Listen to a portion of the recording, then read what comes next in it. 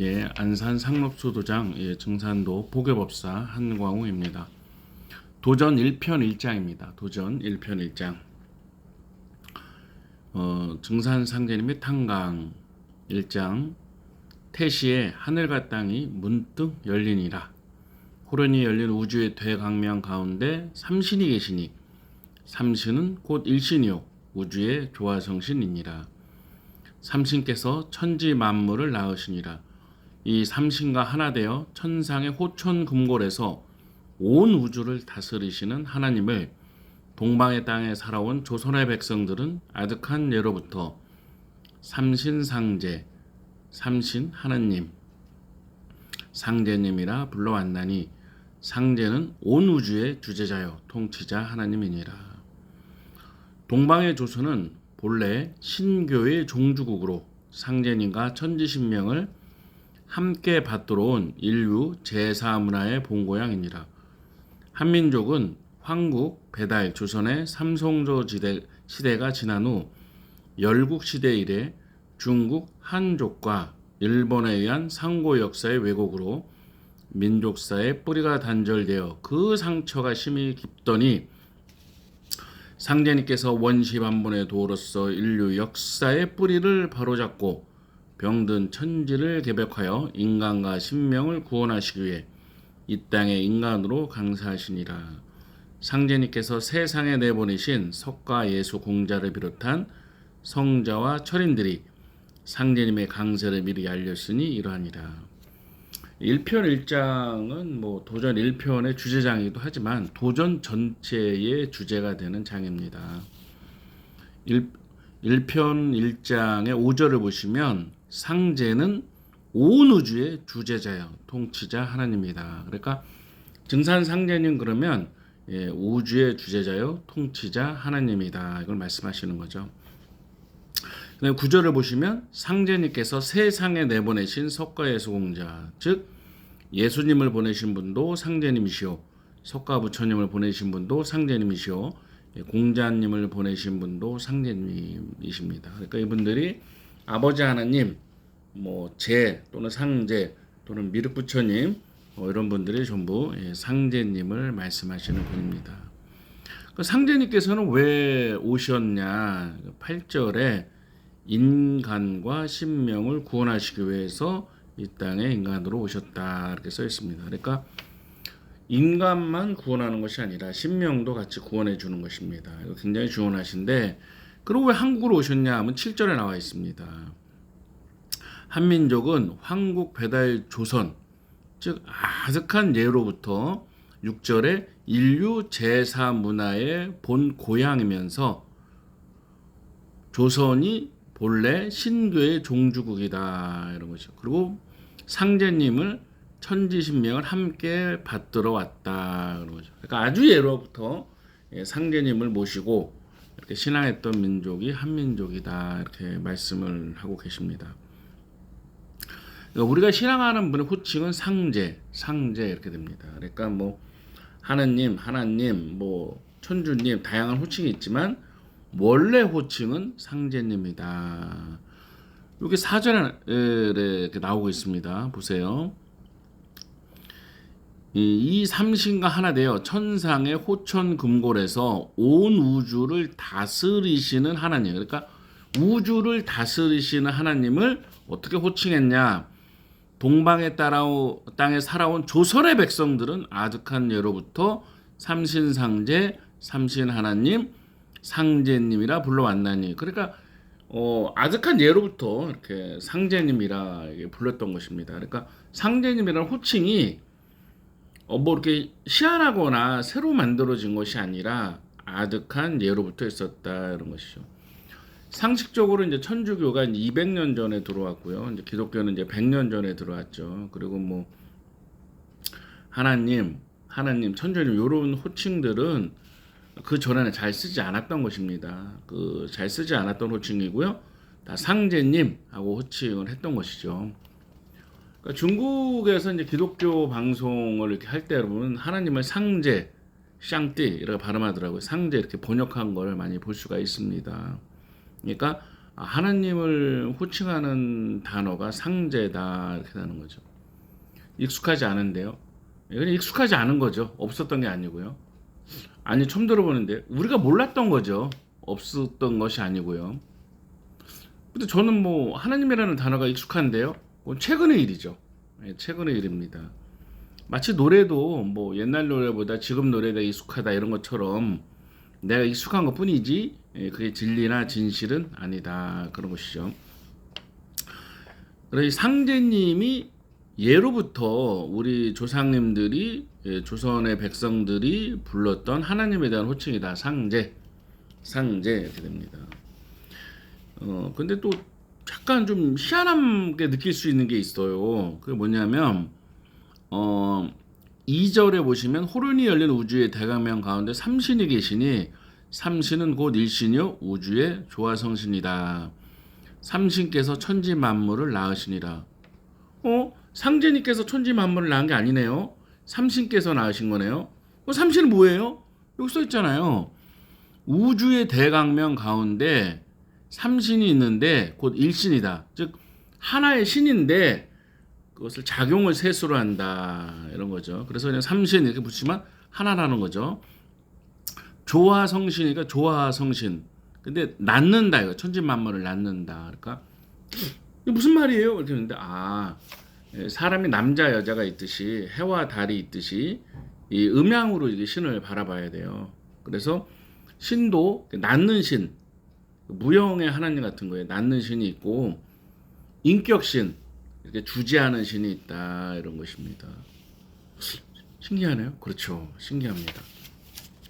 근데 이게 또 우리 사람을 또 이렇게 보시면 옛날 말로 사람을 이렇게 표현합니다. 혼과 넋. 그렇잖아요. 혼백 또 혼과 넋 그러잖아요. 그러니까 하나로만 그러니까 혼만이 때리지 않잖아요. 혼과 넋이 있다. 뭐냐면 또 죽어서 이렇게 하늘로 올라가는 존재가 있고 땅으로 가는 존재가 있다 이런 것이죠. 그러니까 우리라는 이렇게 존재가 음양이 같이 들어있는 거예요. 마찬가지로 대우주도 음양으로 되어 있는데 삼신이라는 일신이면서 호칭을 삼신이라고 하는 이분이 낳고 주재하시는 분 여기 써 있잖아요. 삼신과 하나 되어서 온 우주를 다스리시는 하나님을 상제님 이렇게 호칭을 하는 것입니다. 그러니까 신이라는 거는 남자신 여자신도 있고 낳는 신도 있고 주재하는 신도 다스리는 신도 있고 이걸 알 수가 있는 것입니다. 우리는 누구를 믿느냐? 증산 상제님을 믿는데요. 증산은 호입니다. 호칭. 그러니까 예를 들어서 뭐 이름은 아니지만 옛날에 뭐 이렇게 사람들은 이름 대신에 호를 불렀단 말이에요. 그러니까 증산이라는 존귀할 존자를 써서 존호 이렇게 부릅니다. 그래서 증산이라는 호를 쓰셔서 증산 상제님 하고 부르는 것이죠. 여기 보면 인간으로 강사시다 이렇게 나와 있죠. 어떤 분은 그래요. 근데 뭐 하나님님 뭐 같은 분이고 다스리는 분도 어떻게 인간으로 오세요? 그럼 인간으로 오셔야죠. 뭐 바위나 말이나 소로 올 수는 없잖아요. 그러니까 예수님도 인간으로 오셨잖아요. 부처님도 인간으로 오시고 공자도 인간으로 오셨습니다.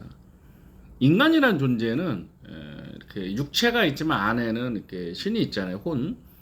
그러니까 신명은 육체를 벗어나면 신명이 되는 거고요. 신명이 이렇게 육체를 입으면 인간이 되는 것입니다. 그러니까 잠시 왔다 가는 존재지 인간이라는 것은 신이 육체를 입고 있는 것이죠. 하나님도 잠깐 인간으로 오실 수가 있는 것입니다. 우리가 머리가 이제 닫혀 있고 영이 닫혀 있어서 못 알아볼 뿐이시죠. 그러니까 자꾸 우리가 기도를 통해서 이렇게 소통할 수 있고요. 이 말씀인 도전을 통해서도 이제 상제님과 소통을 할 수가 있습니다. 하루에 조금씩이더라도 상제님 말씀을 읽고 소통을 하고 하면 내 마음이 열리는 만큼 시천주 상제님이 우리 몸에 와서 나에게 와서 거하시면서 영감도 넣어주시고 아름키도 내려주시고 이게 소통할 수 있게 되는 것입니다. 우리는 이제 외래 종교를 믿거나 영 엉뚱한 걸 믿는 것이 아니라 단군조선 이전에 여기 환국 배달 조선이라 그랬죠. 아주 오랜 옛날부터 상제님을 믿었고 그 믿은 상제님을 신앙하는 것입니다. 상제님께서 오셔서 하신 일들은 구체적으로 알아보실 텐데요. 우리가 이게 도전을 읽어야지만, 말씀을 읽어야지만 우리가 알 수가 있는 거예요. 진리라는 것은 저번에 독서에서 시작이 됩니다. 독서를 하지 않으면 알 수가 없는 것입니다. 증산상제 및 탄강 1편 1장 이렇게 읽어드렸습니다. 상제님은 예수석과 공자를 보내신 분이시고요. 예수석과 공자님이 말씀하셨던 미륵부처님, 아버지 하나님, 상제님이 같은 분이십니다.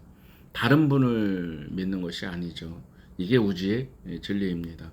이 동영상을 보시는 모든 분들이 참 하나님, 참 부처님, 참 미륵부처님이신 상제님을 만나게 되시기를 축원드리고요. 그분이 말씀해 주신 홈치움치 태월천사원곤 흠리치아도레 흠리함리 사파 시천주 조화정 영세불망만사지 지금지 원이대가. 그래서 태울주와 시천주주를 많이 읽어서 옷보도 닦고 마음의 응어리와 병도 고치고 몸의 병도 고치고 상제님과 함께하는 삶을 사신다면 정말 가장 보람 있는 삶을 살게 되는 것입니다. 우리는 무엇이 되는 거와 왜 사는가에 대해서 제가 말씀을 드리고 싶습니다. 어떤 사람은 뭐 돈을 10억을 벌고 싶다, 100억을 벌고 싶다, 변호사가 되고 싶다, 장관이 되고 싶다 이렇게 말을 합니다. 그러니까 여기 포인트는 무엇이 된다의 포인트를 이렇게 가지고 있습니다. 내가 뭐 돈을 1억을 번다, 10억을 번다, 무엇이 된다라는 것이잖아요. 그럼 돼서 뭘 하겠다는 겁니까? 우리의 삶의 의미는 무엇이 되느냐가 아니라 무엇을 위해 살고 있느냐, 이것이 더 중요한 것입니다. 무엇을 위해 살고 있느냐. 돈 많이 벌어서 그냥 뭐 놀러 다니고, 죄송합니다, 뭐 속단 말로 그냥 술 먹고 뭐 놀고, 그 돈을 차라리 안 버는 게 낫죠. 그게 목적이라면. 그 노는 게 목적은 지금 놀면 되죠. 그렇잖아요. 그거는 수단이지 인생의 목적이 아닙니다. 우리가 살아가는 것은 인간으로 태어나서 참 하나님이신 상제님, 참 미륵부처님이신 상제님을 만나서 우리의 전생의 업보도 닦고 마음도 닦고 또 도를 마음을 열어서 더 깊은 사람, 부처, 신선, 더 지혜 있는 사람, 깨달은 사람이 되어서 다시 상제님께로 돌아가는 것. 이것이 우리의 이 여행지인 지구에 온 목적인 것입니다. 물론 우리 자신은 현재를 살아갑니다. 오늘을 살아갑니다. 그러니까 주어진 일에 최선을 다해야 되겠죠. 내가 할 수 있는 일에 최선을 다하고 군대도 가고 공부도 하고 취직도 하고 결혼도 하고 우리가 부모님도 봉양을 하고 우리가 살아가는 일에 최선을 다하지만 그것은 우리가 살아가는 과정에서의 충실이고 우리의 인생의 목적은 상제님의 도를 만나서 상제님의 참 진리를 깨우쳐서 신선, 부처, 그 경지에 가는 것입니다. 이게 가장 빠른 길입니다. 그래서 태울주, 시천주주 많이 하시고 일상생활 하시고 나머지 시간에 또 이렇게 도전도 공부하시고 하시면 되는 것입니다. 예, 그리고 가까운 도장에도 나가시고요. 오늘 1편 1장에 대해서 말씀을 드렸습니다. 행복하시고 상제님께서 우리에게 원하시는 것은 우리가 행복하고 또 이런 말씀도 있어요. 고기 반찬을 잘 먹어야 되느니라. 우리가 참 행복하고 인간답게 살기를 바라고 계시고요. 우리들이 잘 살기를 바라고 계십니다. 그래서 상제님께서는 그런 축복을 내려 주실 것입니다. 나를 믿고 근심을 놓으라. 상제님 말씀이십니다. 상제님을 믿고 근심을 놓으시기를 바랍니다. 다 잘 될 것입니다. 자, 오늘 여기까지 하겠습니다.